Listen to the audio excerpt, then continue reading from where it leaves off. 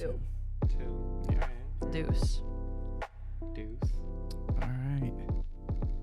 Welcome, people, to our third episode. We have our guest, Elijah. Elijah's an engineer at Nidec. He is an electrical engineer, associate electrical engineer. And he came to talk to us about his engineering journey in college and university and what got him into engineering. So why don't you introduce yourself? Thank you for adding associate to my title, by the way. It really You're shows welcome. how many years I've been doing this, because despite the fact that I'm closer to 30 than I am to 20, here we are, less than 2 years of experience in industry, but it's been a journey. 2 years. That's a lot. Well, it hasn't even been 2. We haven't even made it to 1 yet. But entry-level jobs are 0 to 2 years of experience, so just a little thing. But yeah, so do you just want me to start at the beginning then? Yeah, so when were you born? Oh, December 19th of 1945. 1945. Was that Pearl Harbor? World War II. No. Close. I was close. Yeah. No, but yeah. Pearl Harbor was December 7th. There we go. Right after. You know your facts. Well, she knows her World War II history. I only know it because my best friend's birthday is on December 7th, and that's her, like, oh, my birthday is Pearl Harbor. I'm like, I don't know if you want to be praising that about I it. don't know if that's the flex that you think it is, but... Obviously, it's not as good of a birthday as mine. Well, I think it's pretty explosive, so... I don't think More you should make explosive jokes. than mine. I don't think you should make jokes about that. Mine? December Yours? 31st. Mm-hmm. December 31st? Pretty explosive. Pretty explosive. That's more explosive, yeah. So anyways, what got you into engineering? You went to St. Peter High School and you're like, yeah, I need to do an engineering. So I guess it was actually like a long time before then that I kind of decided that engineering was something that I wanted to go into. And it actually all started with a teacher that I had in middle school who was teaching us physical science. This was like a small parochial school here in Mankato. And she was like showing us episodes of Star Trek and teaching us how to study physics. And I'm like sitting there and I'm like, oh, that's so cool. And really what it came out of was just like, oh, I just want to make the world a better place. So, and kind of contribute to pushing the edge of human knowledge, as it were. Pushing the science envelope. Exactly. You got it. So what kind of kid were you when you were growing up? What did you like to do? A weird one. The outcast. The outcast. Let me think about that. So when I was a kid, I read a lot. Like, I read a lot of books. I was a super huge nerd, actually. I used to carry around an astronomy encyclopedia with me because it was, like, the only science book that small little church school had. Wow. So it was this giant textbook, and I would just, like, pick it open, and I'd be like, all right, we're reading this chapter today.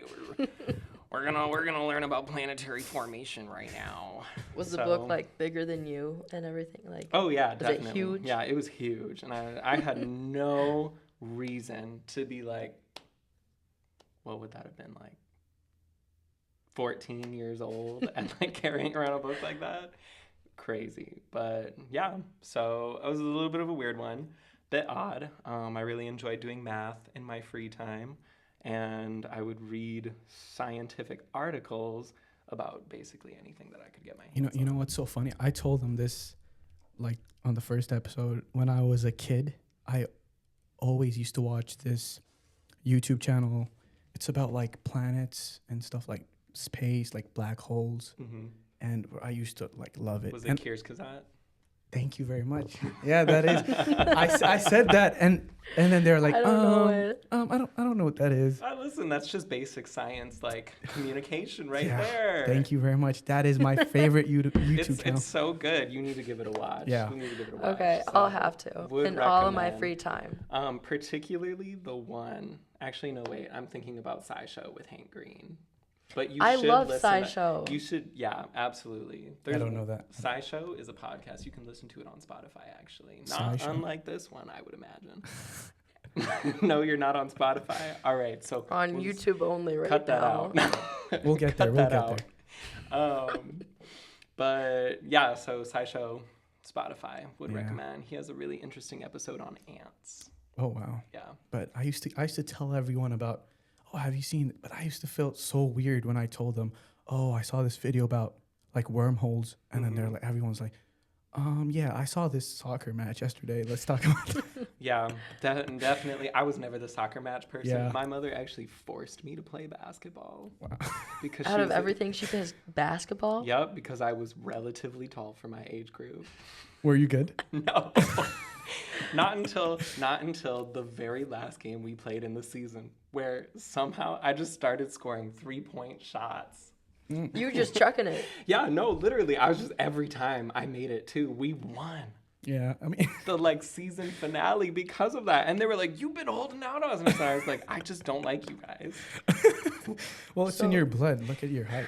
Right? You're right. Now my brother is like a staggering 6 feet tall, and I'm a solid 5'9", 5'10" if I stand up straight. So how was the decision process between choosing university and the NBA? You know, it was a rough one. It was a rough Yeah. one, that was for sure. Big Between pros and con list? Yeah, definitely. It was a long one. Had to make a Kanban to come up with a time schedule to figure out when my deadline was for that. Oh my But, gosh. yeah. So between my extreme apparent lack of talent in the sport of basketball and my budding aspirations as a physicist, engineer, mathematician, I think we figured out which one won in the end. But jury's still out. So any NBA coaches out there, hit me up. You said 5'9", right? Okay. So then you went from your private middle school, elementary school to St. Peter. Yep. From St. Peter to Arizona. Yep. So Arizona, I went to a university called Embry-Riddle Aeronautical University. Funny thing, so I originally applied there as a mechanical engineering major because I Thank wasn't God you did not get sure. into that. What's your problem with a mechanical engineer?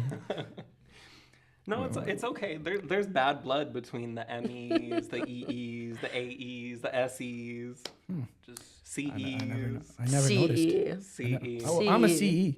Civil or I'm double computer? majoring. Computer. Computer EECE. and electrical. Okay, but what about civil? Oh, that's C. Okay, I thought you were talking about computer. No. Because yeah. I mean, CE is basically... CE is basically... It's just EE with like a computer science flavor. Yeah. So you chose EE. No. So originally applied under ME, got Okay. in, and then they put me in the wrong orientation group actually. So I was surrounded by aerospace engineers, and they were all like talking about Kind of meant to be. kind of meant to be. They Well, knew. it That was not a It was mistake. like the plane people and the spacecraft people because there was both there because they had like two different tracks, and I was just like, oh my god, these people are so cool. So that day I switched. Wow. to aerospace engineering astronautics track, and then a week later I declared my double major in physics. Wait, how'd you go to physics too? So the president of the Student Government Association there at the time, she was a double major in aerospace engineering and physics. Girl boss. Girl boss. While also being the president of the Student Government Association. So I was going to say, that sounds like a lot on her plate. No, literally. And she also did an internship at Los Alamos National Laboratory. So Is that where they made the nuclear bomb? that is where they made the nuclear bomb. Interesting. So, See, fun you know fact. your facts. Yeah. Well, I yeah. watched what movie is that? Oppenheimer. Oppenheimer. Yeah. Did you Barbenheim though? What? Do you know what Barbenheimer I is? don't know. So, you know how Barbie and Oppenheimer came out? Oh So yes. You would go Yeah. to Barbie and then go directly to Oppenheimer. No, you gotta start with Oppenheimer and end with Barbie. Hmm. Oppenheimer's depressing. It is depressing, in a fun way. How is it depressing in Hot a fun take. way? Hot take. Barbie is depressing. Yeah. No, I see it. Yeah. Yeah, they Shed a really tear. jump. I mean, they really jump scare you there at the end. Mm-hmm. Damn, I still haven't Did you- seen that. I haven't seen that since Barbie. Do Are you a true ally of women and engineers? Yeah. If you haven't Barbie watched and engineers. Women in STEM. I'm pretty sure Yes. Barbie was an Okay, engineer. Barbie I'll was watch an it tonight. engineer, a She was rocket an scientist, a astronaut, doctor, a a nurse. I'll watch it tonight. Okay. All right, well, I better hear it on the next podcast. You'll hear it. Next episode will be reviewing Barbie, guys. Okay. Okay. But yeah, so declared my double major, and then it's just from there. And then I had a scholarship at that point, because when you declare a double major, that adds an automatic year on to the end of your program. And through some snafus with advisors and switching advisors and advisors quitting and then coming back, another year got added on because of that. And I was like, full ride scholarships don't cover $100,000 a year for tuition. So 100,000. Yep. Fun fact, that's probably where it's at now. It was like 75 when I left, and it was 50 when I started. Oh my gosh. Mm-hmm. That's crazy. But yeah, no, I had a full ride scholarship there for my first 4 years, and then after that I was like, and then I was like, Purdue though. Oh wow. After doing some research, because they're big. They are, in yeah. the aerospace community. I mean, cradle of astronauts. So, because who was it? Neil Armstrong is from there. Buzz Aldrin, I'm pretty sure. And then I think in total there are 11 or 12 astronauts that came out of Purdue, most of which whom have worked with NASA, but now that space tourism is becoming a thing. Anyone remember when they launched Katy Perry into space? Yes, that's space tourism. That was Space. Was that space? She is not an astronaut. What? What? But yeah, so that was kind of like my natural progression there, and then doing some other research too, of course. And then also Purdue had like an 11 to 12 year tuition freeze, Yeah. which was really nice. I think it cost me maybe $14,000 for the year That's nice. to go there, which Yeah. was That's really good for out of state so too. nice. It's really good for out of state. So nice. Well, it's just hard to get in, right? To Purdue. Well, getting in, yes. Yeah. Transferring in, Oh. not so much. Oh, that's good. Yeah. So if you transfer in, it's a little bit easier. Depends on what you're transferring into as well. Like with their engineering programs, it's much harder to transfer in because they will require you to redo prerequisite classes of which you have already taken there. And you have to go through their first year engineering experience, which I remember you telling me this. honestly, I think the way Purdue does its engineering, and they can quote me on this, I think it is so messed up. Like, first of all, you go in your first year, your first semester, undeclared engineering. And then you take this first year engineering experience class, which is basically you, a team, and a professor working on a project that's basically Excel spreadsheets and presentations. Because what doesn't show true engineering other than Excel spreadsheets? You should try to get Microsoft to sponsor this podcast. But so they do that, and then depending on the grade you get in that class, the grade you get in all your other classes, your extracurriculars, and then I think you have to like get like a word of recommendation from the professor who is in charge of you. At the end of that semester or year, it's because it's first year engineering. They have 2 different classes, but at the end of your year, you write down the top 3 engineering majors that you really want. So that could be like aerospace engineering, biomedical, mechanical. Those are the 3 most popular there. You write your 3 down, and then they put you into a lottery system. And They do it lottery based? They do it lottery based, based on who's still in the program. That's messed up. You need at least a 3.5 to stay in the program. This sounds so familiar because that's how they do it in Ethiopia. Oh, really? Yeah. What? Yeah, that's how they do it. Because I spent 1 semester in like Ethiopia, like Addis Ababa University, and the first semester was just like classes, random classes, some physics, and then you need to get a good grade. Like you need like 95%, and like to get into the department you want, you need to have like a stellar grade. Mm-hmm. It helps if you come in with like AP or like IB credits too, because that like pushes you further along. I know there's one freshman, my first year there. She is doing aerospace engineering now, I believe. She was already in Calc 3. Really? Yeah, her first semester. So That's good that she got to bypass Calc 2 yeah, in college. yeah. Calc 3 will always be my favorite calc. I agree. Yeah. Unless you're counting DiffyQ. Hmm. It's a Calc 2.5. I agree. Differential equations We is use more of we a use that methods more. class. We use that more, right, as electrical engineers. Yeah, it's just for like Laplace. the current Yeah. over time. Yeah. Maxwell's equations, good stuff. Mm-hmm. But yeah, so Purdue, then I graduated from there with a degree in applied physics, my concentration in rocketry. So out of the two schools that you've gone to, which one did you like the community? Community? Yeah. Everything? Yeah. Food? Yeah. Study spots? No. Mm. Study spots at Purdue are hard to come by. It's a precious resource, a scarce material, if you would. How big is Purdue? How big is Purdue? Like the size of a Huge. city. Oh, really? Yeah. Purdue basically owns the entirety of West Lafayette, Indiana.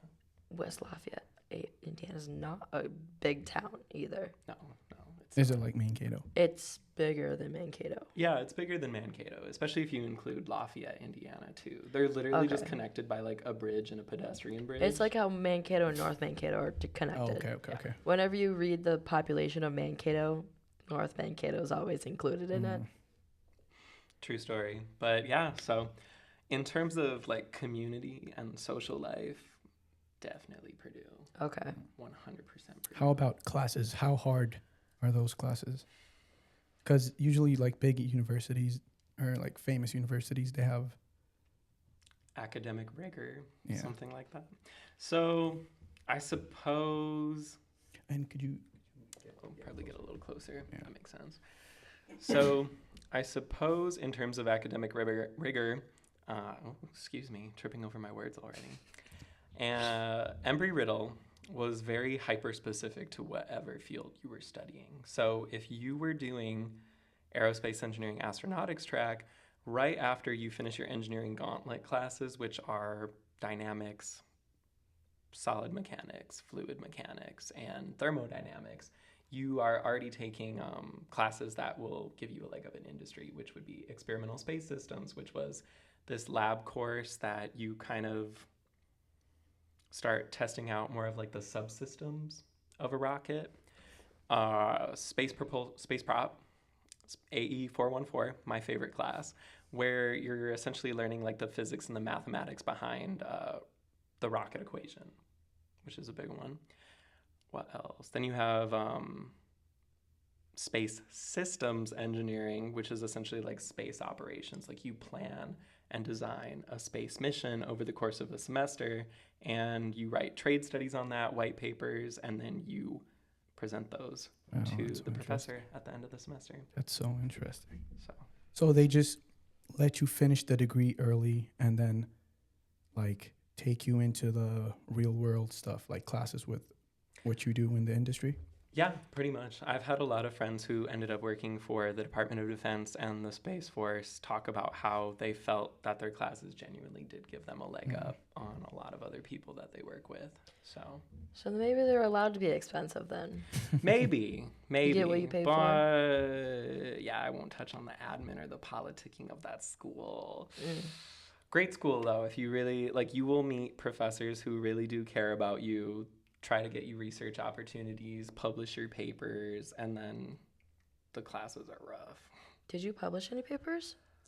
No, but I did contribute to some. Nice. So one of them was the nuclear thermal propulsion project that I worked on. Is that the one you were telling me about? Yeah. Yeah. So Big fat chunk ago. yeah, a big fat chunk ago. Probably around the time that we first met, which was 7 months ago, something like that. January. 9 months. 9 months. Oh, it's already been that long. I know. Happy 9 months of friendship, Selena. Or co-working. Oh, actually, it's 9 months in 10 days. Oh, okay. So my first day was January 20th. Rough. Yeah.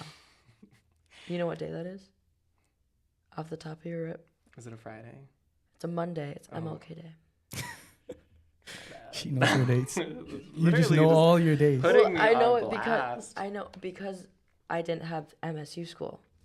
So they scheduled me for all day orientation and training because I didn't have class. Okay. Oh, that's right, because they were still on break. Yep. Yeah. So, I got a question. What was your favorite class My throughout favorite all class? your years in university? My favorite class. Okay. My favorite class at Embry-Riddle probably had to be space propulsion. And I think that's just because it most closely aligned with like what I wanted to do in industry and what I was really interested in as not only a physicist but an engineer. And then at Purdue, my favorite course was probably either electrodynamics or quantum mechanics. Quantum mechanics. Yeah.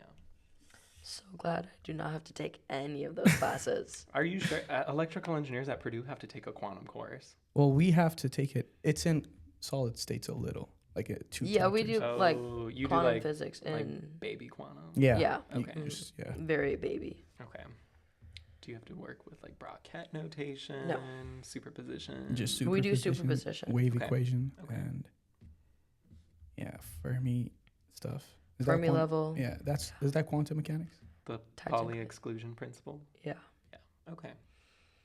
So how was like your transition from college to working then? Because I know you've shared with me a little bit about how you struggled with getting hired. Yeah. So I actually, after I graduated, I was accepted to a research program in Germany where I was studying the utilization of machine learning techniques in radio astronomy applications. And essentially what we were doing there was we were taking data from radio astronomy catalogs from a variety of different NASA projects, telescopes that were around the world, and taking the data, running them through a machine learning algorithm that we developed and classifying them as a blazar or not a blazar, and then breaking up the distinctions of what each of those different celestial bodies were. What is that? A blazar? What is it? So you'd think like a year ago I was just studying this, you'd think I'd actually remember it. Do I need So to a pull up blazar, Google right now. yes, absolutely. Fact check me. But so they're related to black holes. Okay. It's a specific type of black hole, I believe. I don't remember exactly what kind it is though, but the way we kind of had to break it up was you had blazars and non-blazars, so different types of black holes, and then there was a third category where you had like Seyfert galaxies. Oh yeah, supermassive black hole that emits an AGN. So yeah, Active galactic nuclei. yes, AGN. For those that don't know what AGN The stands for. uninitiated. Okay. But yeah, so I was there living in Germany for 3 months, working with some of the physicists there at TU Dortmund, which was the university that we were studying at. And then after I came back, it was just apply into the void. So I'm basically just like mass applying like my resume to like every single job. And then every once in a while I'd look at one and I'd be like, we can tailor our resume for this one. Did you tailor yours for Nidec? Yes, I did Nice. actually. So honestly, applying to Nidec was kind of more like, okay, like I'm not hearing back from any of these jobs. It's been like 3 months. So I tailored my resume. I actually applied to the controls engineering internship and then also their continuous improvement analyst position that they had. And I heard back about the internship right away because I was just like, why not? Like, you just need to get something. Foot in the door. Exactly. So that's what I did. I applied to that, interviewed with Dave. Can I name drop Dave? I just did. So I Too late. interviewed with the hiring manager, Dave, with 2 other of the controls engineers there, and they were just Oh, what are their? what are their names? TBD. No, you can bleep them out, right? But no, so I interviewed with them, and then it was a lot of personality questions because they were kind of going through my resume and being like, oh, well, like, what is this project that you worked on? And I was like, oh, well, like, I've modeled this X4 Bantam prototype airplane in 3D modeling software. And they were like, oh, like, what was that like? And I was like, oh, this is how you do it. And then it was like, oh, like you did research on a nuclear thermal propulsion project. Like, how did you do that? And I'd be like, oh, we use like multi-physics software in order to simulate the efficacy of different uranium isotopes to determine what fuel was going to be working the best for our system. Just little things like that, Small you talk. know? Yeah. Small talk. Actually, what was it? We started a weekly challenge in the electrical engineering group at work, and it was Oh my my gosh. week to pick the challenge. I posted What are you gonna? it. Oh, what are you gonna do? What am I gonna do? What have I already done? Oh, I'm sorry. Yeah. Let me guess. Is it something Python? Well, I mean, you can use Python to figure it You're out. gonna use Python. I'm going to use Python to figure it out. I think if he could marry a language, it would be Python. Absolutely. Python is such a versatile coding language. I love it with all my heart. And it is definitely the coding language for people who are the laziest. It is the easiest to learn. Absolutely. No, it's like you're typing English. You into can a like read it. Yeah, it's very absolutely. readable. Import NumPy as NP. Or if you're lazy like me, import math as M. Yeah.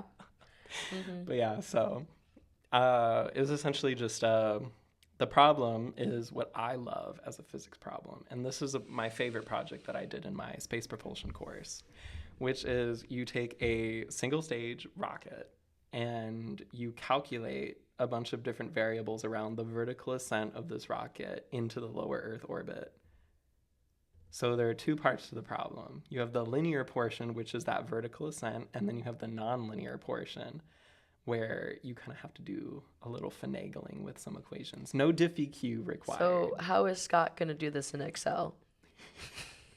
I actually sat there with Oh, Charles. I'm sorry. Is that an inside joke? How is the electrical engineering supervisor going to do this Supervisor in Excel? in quotes, right? Wait, so what's the challenge? How does that work? So you just have to be able to solve the problem, right? And the goal of these challenges is to help the EE team become a little more well-rounded and like maybe have each of us learn a little bit of something, like expand problem-solving sets and versatility when it comes to, I don't know, mathematical And acumen, some of coding. the engineers do not touch coding at all. Yeah. Like Yeah. our Excel. supervisor that we're talking about right now, his coding is It's Excel. VBA. It's VBA. So Coding like of spreadsheets. Python is like French to Yeah. him. Yeah. Okay, and so he's never coded. Like our manager pulled up Microsoft SQL. SQL in front of him. Yeah, blew his mind. Oh my gosh, he was Yeah. like, "What program is this? Mm-hmm. What are you writing in right now?" Okay, that's So yeah, interesting. so little thing, that's actually true in the aerospace industry too. You do not see Really? coding a bunch. A lot of things are Excel spreadsheets in engineering, which That's was fun. something that shocked me. Must be fun to be So honest. brush up on your Excel and your VBA, everyone, because there will be a spreadsheet that was made in like 2001 that you're gonna have to figure out what to do with that. So Mine is when was mine? 1990 something. Yeah. Right. That I'm like revising and reformatting and redoing. It still works. Yes. Yeah, But yeah. it's one of those things like if you breathe at it wrong, it won't work. Yeah, no, true story. Like, if you also, here's $1 million idea for anyone that wants to do this out there. This is huge in the Okay, tell aerospace us. industry as well. Legacy coding. Legacy. The aerospace industry is saturated with code, data, and information from like the Apollo era type computers. So, like, think Fortran. People are still doing things in Fortran. And if you can take that and translate it into a newer language like C, C++, C++, C#, that is $1 million industry idea right Why do you there. think they still haven't done that? I mean, it's a huge undertaking, and a lot of the information too is probably going to be lost. Like manufacturers no longer exist for certain parts with rockets. I mean, that's a big part of the reason why NASA doesn't build its own in-house rockets anymore, aside from the Columbia and Challenger disasters. But yeah, Interesting. We'll save that for the next episode. absolutely. But yeah, so brush up on your Excel spreadsheets, everyone. Learn to code before it's too late. Yeah. So like, do you genuinely enjoy being an electrical engineer versus like an astrophysicist? I mean, I think there's pros and cons to it, absolutely. Like, when I was younger, did I think I'd be working as, like, an electrical design engineer for generators? No. But I feel like most kids don't dream of that. Dream Like, of that's that? not a Yeah. dream that people have, I mean... that kids have. I mean, what about some of our coworkers? Weren't they born and raised for that? I mean, you don't even know electrical engineering until you get to college. Yeah. I mean, is there an AP for class for that? No. I think so. Khan Academy, they got some class. They got some stuff on Khan. MIT Open Courseware. That was a huge and they thing touch that I on did. electrical engineering in physics. Technically, in physics Yeah. too, you would fall on it. Not a ton though. Like, it's more like foundational And concepts. they don't say like, "Oh, this is electrical engineering now." Yeah. You just cover it, and then you find out later, "Oh, yeah. that I covered in physics too is actually like an entire class now." Absolutely. Yeah. Mm-hmm. No, I remember going through my Griffith's like 4th edition electrodynamics textbook at one point, and then I just like Control F because it was a PDF, rip libgen, and I just look up generator, and I like see like an entire stack of problems that like I worked through at one point. And I was like, oh my gosh, Mm-hmm. I already have done problems like this. That's crazy. But yeah, so I enjoyed learning. I think that's a big part of it, is I am always willing to learn. I love learning. And if you are in STEM, I hope you're in it to learn, because I feel like at some point everyone hits that like roadblock in like your own natural intelligence, just like getting you somewhere, whether that be in a course, whether that be working with other people. And then you're just kind of like, oh, well, what do I do? And so you kind of have to keep persevering, which I think is huge. So. Well, and with engineering, you have to continue your education. Like, you have to take new courses. Absolutely, because knowledge is always coming out. You're going to be obsoleted out. You just took a course. That's right. Introduction to electric machines and variable speed drives. And it was through UW-Madison. Yes. And he actually did it on campus, so... I sat in the little Mav gateway. Here? Yeah, all week. The Nidec building?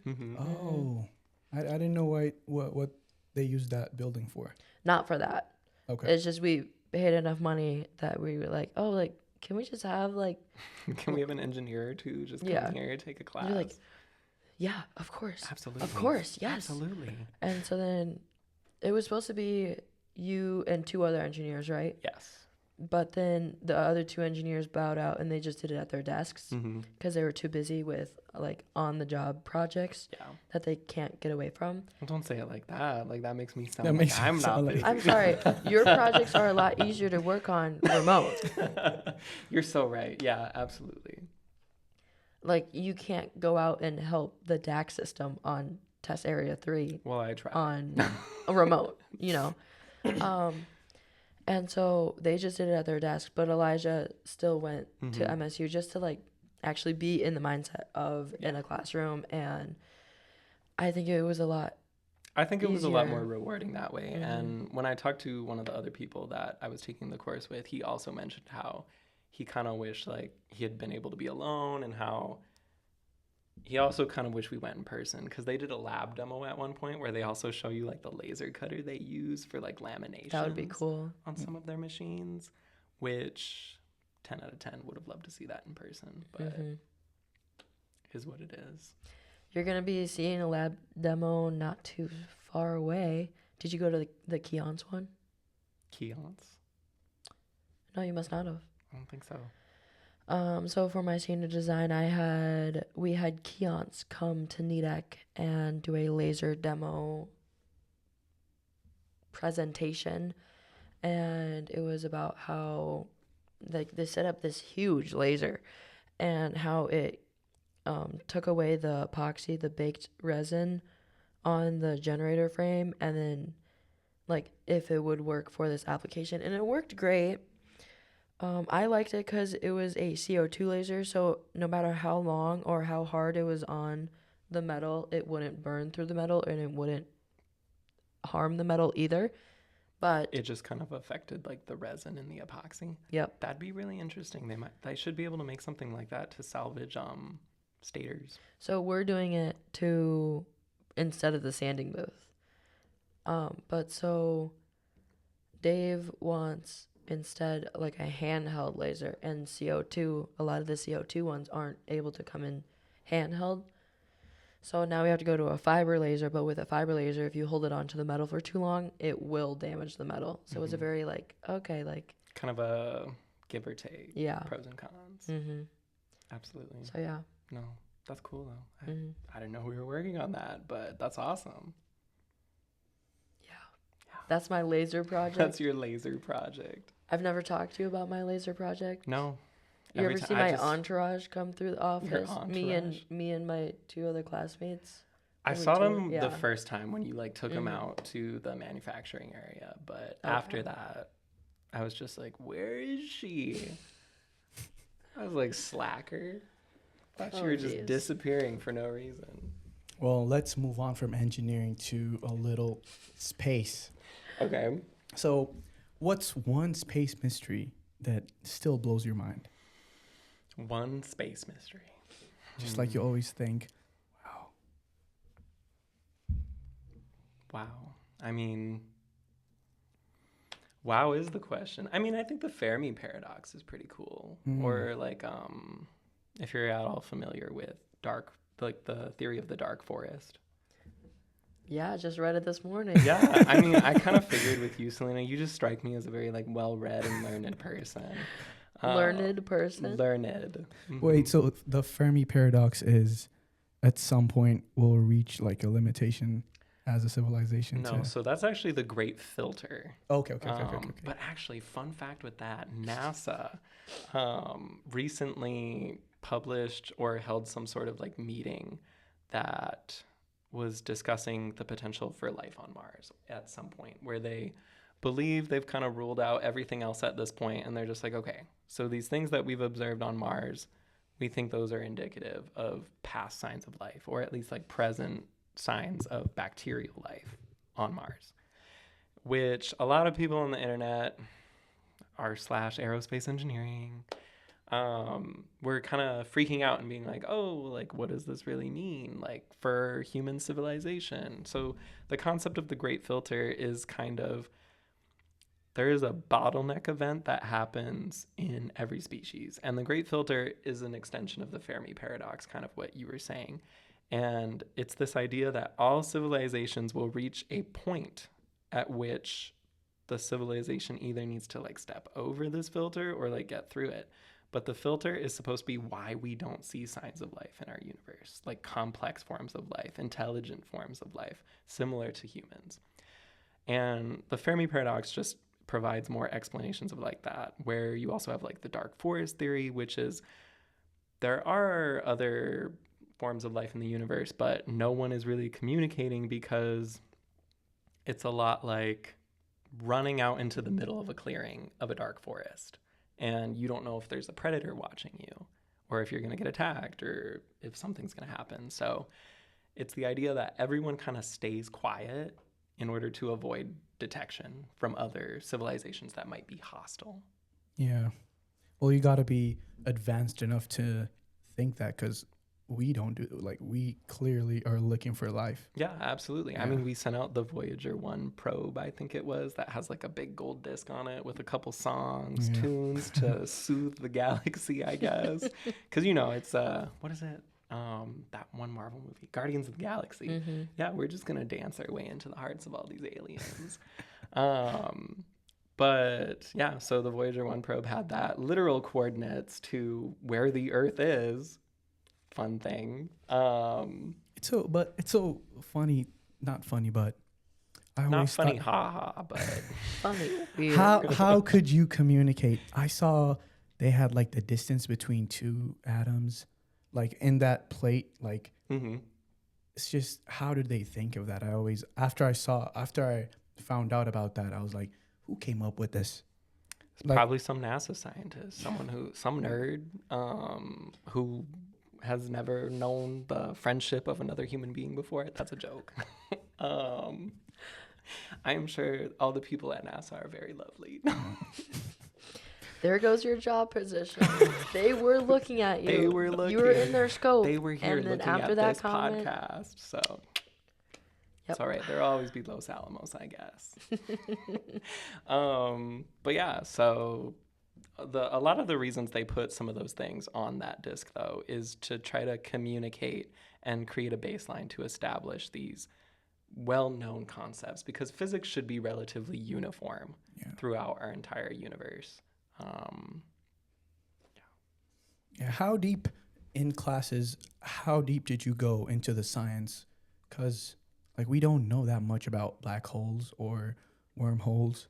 You know, like, we see it, we see how they behave, like, when light passes through, but how much do we know? Like, I genuinely always wonder, as a physics major, like, what did you, like, learn about? Like, what was, like, on the questions of your tests?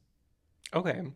It was a coloring sheet, and then they gave you two colors, two crayon colors, red and blue, and they said color in the black hole. They said draw the Event horizon. no, the Fibonacci sequence. Nope. I'm Sinusoidal word wave. for it. Black body. Bibbidi bobbidi boo radiation wave. Is anyone here familiar with Wien's law, or maybe the ultraviolet catastrophe? No, just me. Okay. Flexing on us. But no, so it's a lot of it. Oh, it depends on what course actually. So in thermodynamics, a lot of it was more geared towards this theoretical and statistical way of thinking of particles. And probably one of my favorite questions in that class was one of the first questions we were asked, which I feel like kind of really resembles how physicists and engineers should think about and approach problems, which is estimate how many air molecules are in a room. Which I thought was really interesting, and you get most of your points for that problem by writing down your assumptions, like, is my room a sphere? Like, is my room a sealed system? Is my room an unsealed system? Like, is there air leaking from the door? And is there like a cracked window open or something like that? So it's all about what you assume to create the model. And then the math follows after that. So it's kind of, physics is more intuition as opposed to math, which is what I feel like turns off a lot of people. And then if you want to see a test problem, like, I could show you that. Yeah, I definitely want to see that. Are you ready to have nightmares after tonight? I don't. I feel like it'll spark something. It'll spark something. Yeah, absolutely. He's gonna transfer next year to Purdue. But no, my question is, like, that you can think about, like, the model, like what you said, you can think about it here on Earth. But my question is, like, you hear about, like, supernovas, like black holes. Those, like, the science behind that is what I mean. Is it usually just, this is what we think it is, we don't really know the math, like, this is just our estimation? Like, is it that, or are you like, oh no, we're sure it's this? So I think it's a little bit of both. I mean, the scientific method is, like, observe, come up with a theory, and then test that theory, which is probably, like, really hard when you're thinking about black holes, supernovae. But also a lot of that light that reaches us takes, like, millions, if not billions of years to reach us. So what we're seeing happened so long ago. And you can, in some cases, you can actually watch something that happened a really long time ago fold out in almost real time. Almost. I'm putting finger quotes around that because it's not real time, but you'll look at, like, what is it called? It is called gravitational lensing. So as a result of, like, a supernova explosion, the gravity around the area can become wildly distorted, and you can actually start to see the universe behind that star, like, warped a little bit. And it can show you some really interesting things. In one of my astronomy courses that I took, actually, we had to do a semester-long research project where we pick a paper. In this case, it was gravitational lensing, and we kind of, like, report on some of their findings from that. And in this case, there was a supernova explosion. Don't ask me which one it was because I don't remember. But the distortion from gravity that was created from the explosion actually allowed you to see each part of the explosion at different moments in time.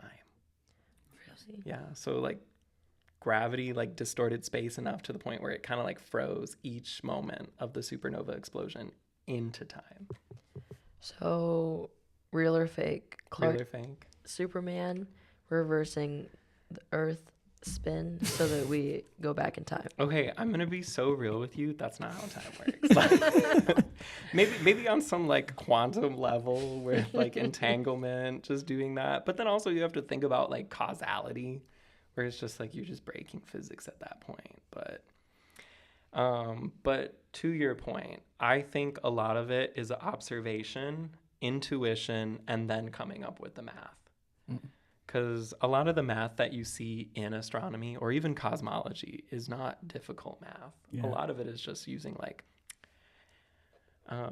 area is equal, or no, volume is equal to 4/3 pi r cubed. Like that truly is a lot of the math in astronomy. But Really? you have to be able to like look at the situation, the problem, have some sort of like intuition for it or what you think is going to happen. And then you take this like super basic math and then you just build on that. So.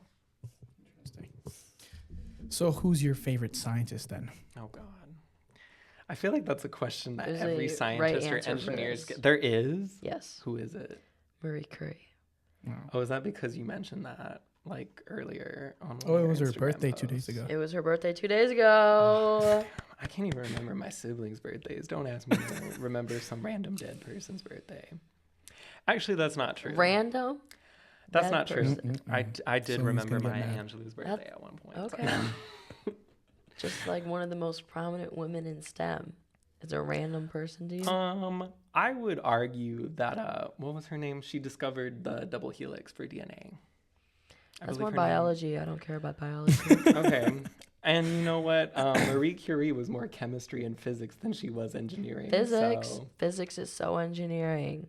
It's chemistry, isn't it? More chemistry than More physics. chemistry. Well, she did a lot on radiation, specifically radium.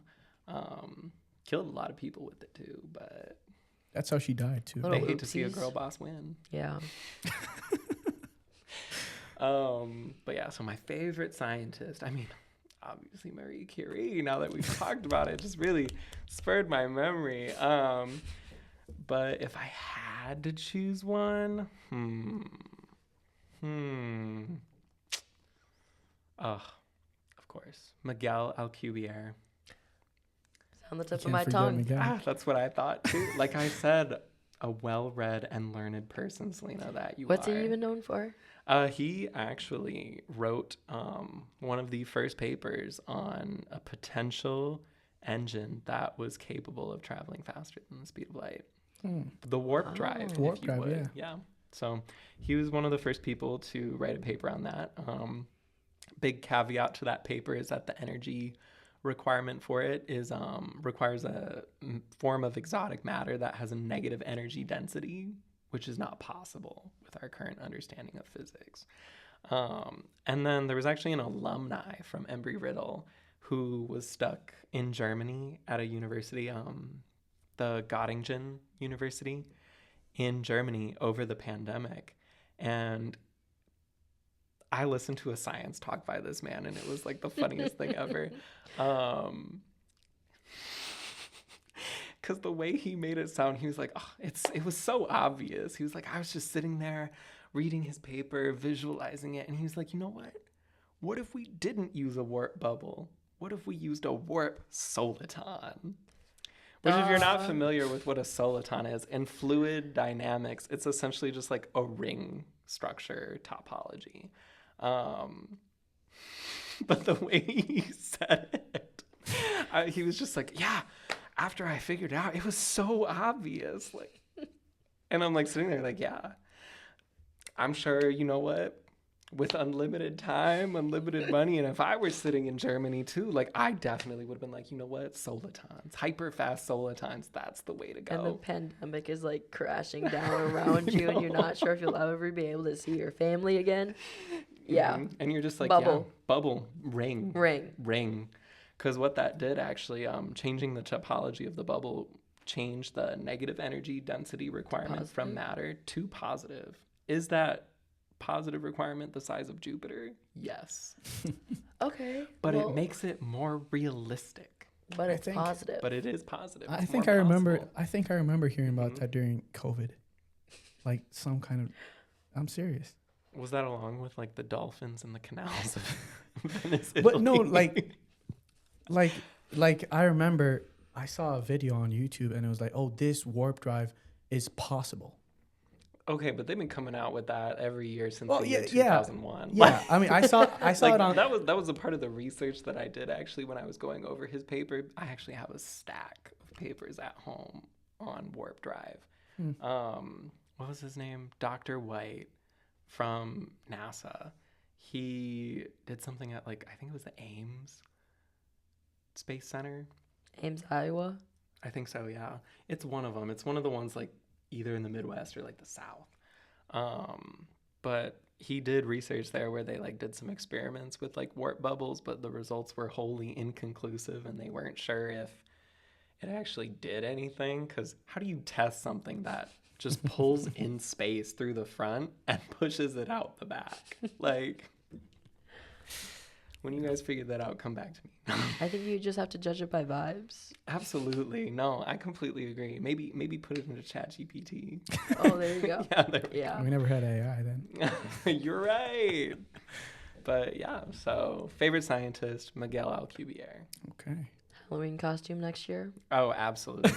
He is a silver fox. I'm holding you to that. Perfect. Okay, Elijah. So what are you working on right now? I mean, you worked in physics, aerospace, but right now at Nidec, what do you do? Your day to day, or My day-to-day. So I think I'll start with the fun part of it. Actually, no, wait. I'll start with the boring part of it. So, shop support. I love shop support. I think shop support is great. You hate it? No, I said I think it's great. Okay.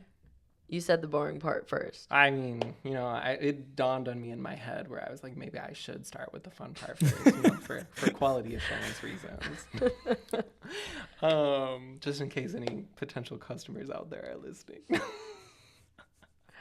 wait, what is shop support? You just essentially like support manufacturing efforts. Okay. And I mean, like, it is really cool. You get Yeah. to go out there and you actually get to see these machines that they're either testing or that they're putting together and like diagnose different problems with them and kind of come up with like a solution to that if there is one, even if it is scrap it. I like it when it's after the generator bakes in very like hard epoxy, so it's After very the hard. VPI.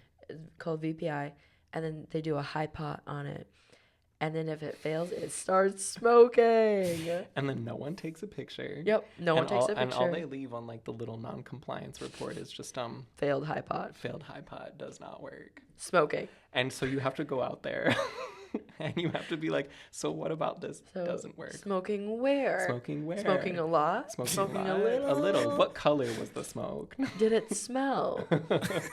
Like, that's kind of what it is. So every time you do that, it's like a little different flavor of something new, which is pretty cool. So Like shop every support seriously shop and support ironically. problem is never the same.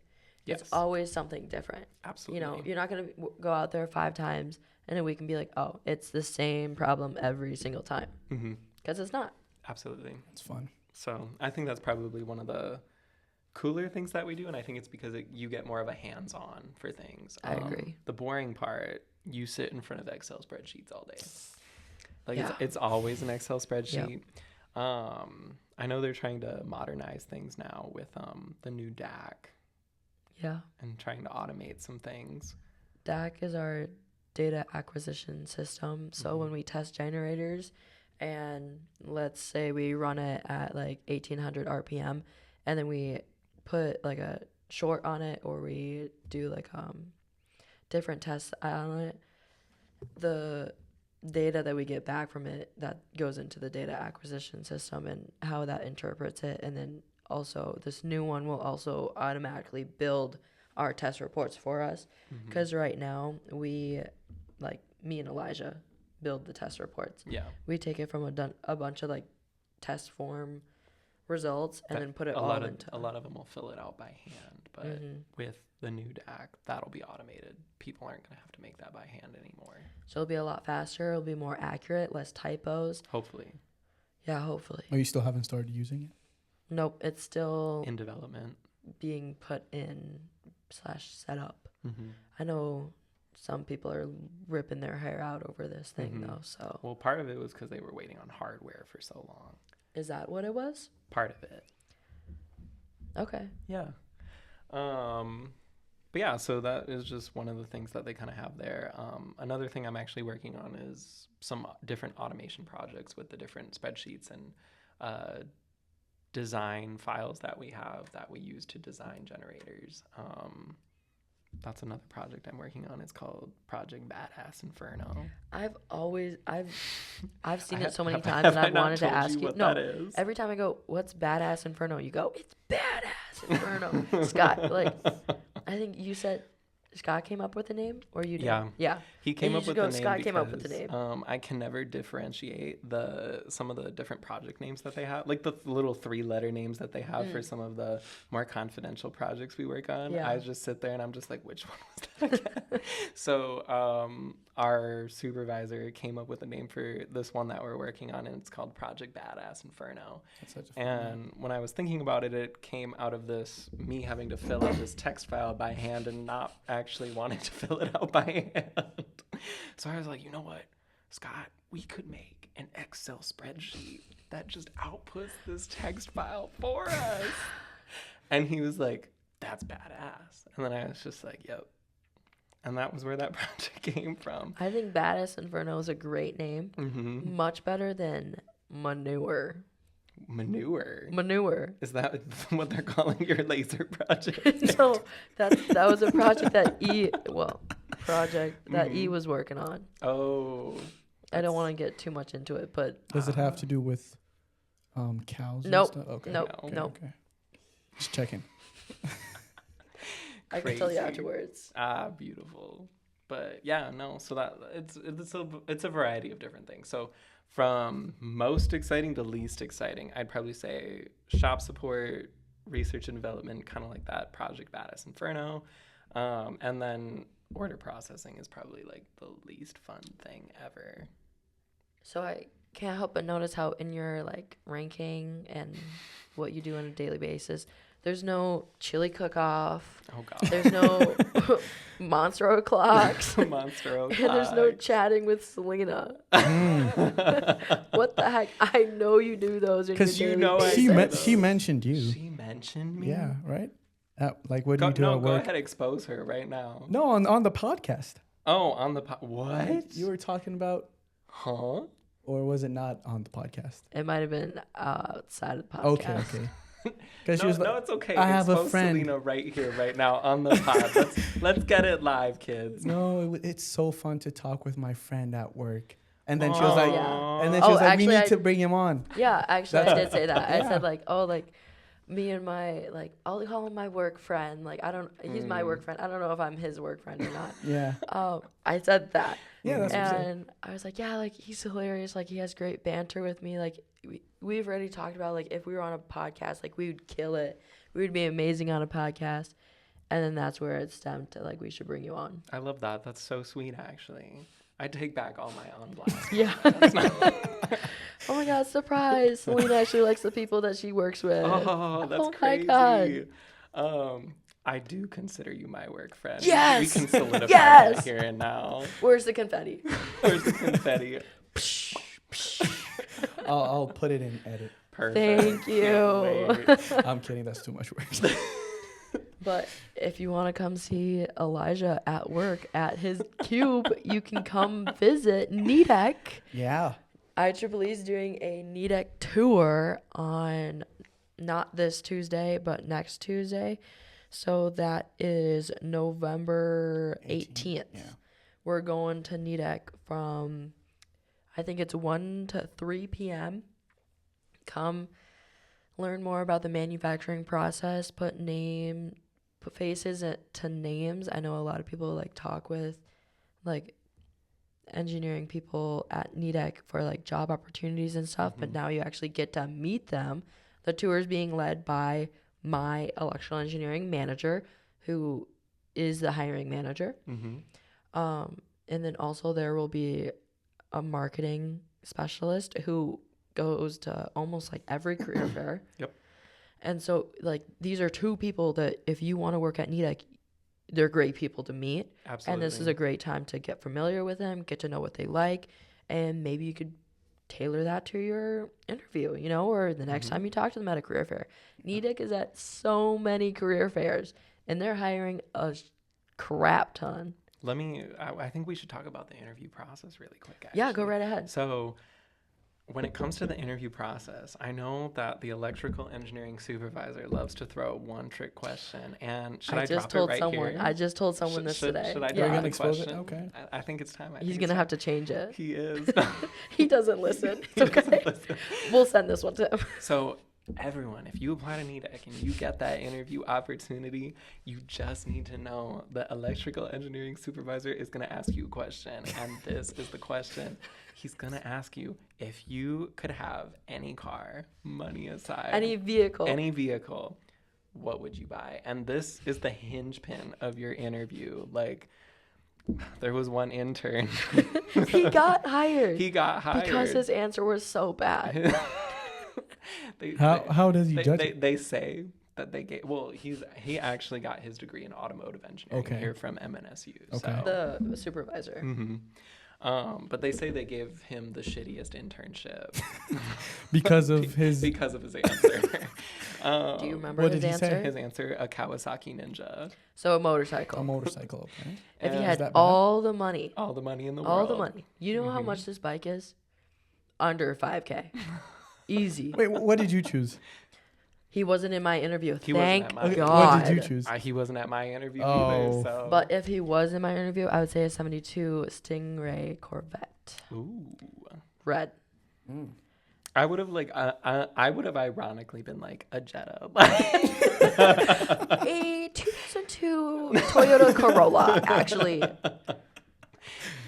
I do love a good Actually, you know what? 2001 Dodge Neon. I think I would get a 2017 Ford Raptor in charcoal gray, blacked out, Ooh, okay, all right, with all right. a cow bar With on the the tinted front. windows. That's what he drives. drives. He Oh, drives that's that. right. Okay. But so, did you hear the other bad answer that he was given the other day? No, I didn't. So it was in our meet. Oh, you might not have been there. I also He- probably wasn't paying attention. I was sitting there. He goes, "Oh, like, do you know this dude's name?" I go, "Yeah." Yeah. Oh my gosh, I love him. He's in my classes. He's currently a senior. He just interviewed for a controls engineering Oh spot. wait, you're so right. Yeah, this is bringing back Yeah. memories. He goes, "Yeah, like the interview was amazing. He was great. He was answering all the questions." And then I asked him my vehicle question. I go, His trick "Oh geez." question. I go, "I don't think he's into cars very much. Like, he doesn't drive a good car." Oh wait, I remember the answer now. But yeah, go on. And he goes, "Well, like you thought Fruity gave you a bad answer?" Fruity. Peeping the full legal nickname. This was the worst answer I've heard so far. I go, "What? What'd he What's say? it?" He goes, "The dude said, yeah, like I'm not really into cars much, so I wouldn't pick a car." Let me get back to you on that. Let me get back to you on that. That is So so just funny. did not give an answer. I thought it was great. I was like, it shows that you know yourself. Like, Did You he know get the your role? limits.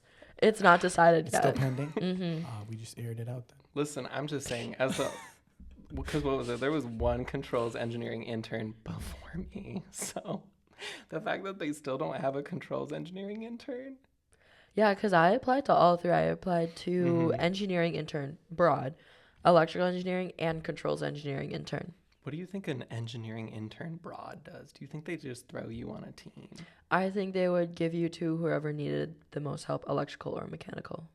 Electrical. Which is, well, I don't know what I got hired under. I think I You got were hired on electrical. electrical. Yeah. But what if I technically got hired under engineering and then they pushed me to electrical? Oh, that's a good point. But I mean, your official title said like electrical engineering intern. So. Yeah.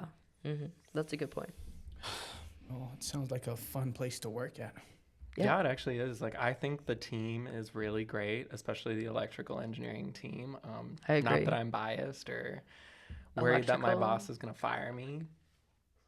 Absolutely We can hear that. I'll make sure to raise the voice.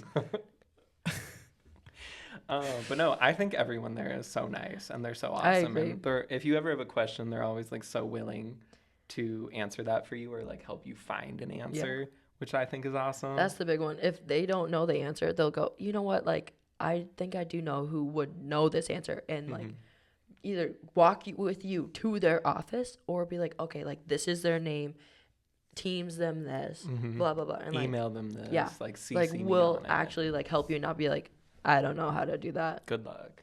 Yeah. Bye bye. You But know. yeah, no, I think the team is really great. I think the community of it too is also really awesome. I mean, like Selena was saying, they have like the little chili cookout. We had like a silent auction, and all of that was actually a fundraiser for United Way, United Way in Mankato. which is a giant like fundraiser money pool that they contribute money to 4 different counties, and like I think it was 75 plus nonprofit organizations. So like if you donate $5, that $5 will go to like 5 different companies, not companies, but like organizations, volunteering organizations where they don't have any funding. And so like I'm trying to think of some on the spot, but Well, a lot of those charities or organizations, they supported survivors of domestic abuse or the children's education in the community for children who might not have like that after school care. What was another thing? Medical expenses for veterans as well. I think that was another one. Nidec is an extremely philanthropic organization, and that was another thing that actually drew me to the company, aside from one of the projects that they were working on, which you're was such the a good person. emails project. Thank you. But so like whatever we as employees raised throughout the week and a half, 2 weeks, then Nidec matched it 100%. So if we raised $200, they would match it to $200 to make it a total of $400. But did you ever get a total of how much we raised? I think it was almost $800. Wow. It was probably closer to like $780 because I think the final total came out to be like 15 something altogether with the corporate match. Okay. So, yes, but I think Nidec is really great for that. Great community, great team, a lot of learning opportunities, and a lot of different positions to grow in. So, I know that right now we have that controls engineering spot open. It's not an intern spot. It is like an actual engineering position. Pretty soon they should be putting up intern spots. I think 2 intern spots for electrical, and I don't know how many for mechanical. Do you know if they're opening any more electrical engineering positions On the DL? on the DL? Oh, wow. I see it. Understandable. Isn't that crazy? That is crazy. Well, All in the same mega queue. yeah, okay. So, well, we have talked a lot. We have talked a lot. We just got good banter. Good What can I say? banter. I Feeling didn't, very I didn't even yappy. notice how much we talked, but it's more than an hour. Oopsie. But I have one last question for Elijah. So, what advice would you give 18, 19-year-old Elijah that's going into the world of engineering, going into college? Just one advice I or got two. one. Go ahead. It's not towards engineering. It's stop dyeing your hair. Stop bleaching your hair. Think about what you could have been without the bleach poisoning. Oh my gosh. So yeah, fun fact, when I was like 17 to like 20 years old, I used to chronically bleach my hair. I would also straighten my hair too. And my hair was so damaged to the point that you could like run your fingers through my hair and like pull out a tuft of hair. Or like I could literally just like run my hand like across the top of my hair, like pluck a single strand out, and then you could watch it from the shaft to like the tip break off into like 4 or 5 different pieces. Oh my god. So yeah, definitely bleach ruins brain cells. I don't think, I mean, Would not recommend you're pretty that. smart. I feel like maybe hair follicles, but I don't think brain cells. Okay, what's right underneath your hair follicles? Skin. I don't know. Skin, Brain. sebaceous Your glands. brain. Well, I mean, he just sounds smart. Okay. I don't So, think- anyways, yeah. actual engineering. But actual advice. engineering. actual engineering advice. So I think a big part of it would be, I don't know, don't be afraid to like keep going with the learning process. I think that's something that really deterred me when I first started my engineering degree, was how cynical a lot of the upperclassmen were in the degree. And they were like, you just got to get out. Like, you just got to be done. Mm. And in reality, what helped me get through was just really embracing like wanting to learn and being okay with failing, not to sound like a fortune cookie, but I really do think that's it. And you really have, because that's what employers really want to see as well, is the desire to learn and the passion for learning. Because at the end of the day, that perseverance and that passion and that desire to learn is what's going to get you where you want to go. Yeah. So if I could tell 18, 19-year-old Elijah anything, it's don't sweat the haters. Keep persevering and just enjoy learning and the learning experience, regardless of like what other people think of you, even if you're not that great at it at first. That's some great advice. Yeah, I feel like engineering really tries to break you, so Mhm. you just Absolutely. gotta push Yeah. through it. True Okay, story. well, thank you so much for coming to talk with us on our IEEE podcast. Yeah. I've really appreciated you being here, and I've enjoyed our talks. Of course, confirming the friendship naturally. Yes. Official now. Official now. You can tell. Validation. You can tell everyone in the office. Work friends. But yeah, no, thank you guys for having me. It's been great talking to you guys as well. Yeah, it's a pleasure. All right. I was going to say, should we do a little sign off or something? Oh, what do you want to do? I don't know. Probably like And goodbye from Selena and Elijah. And yob, sir. goodbye. Goodbye.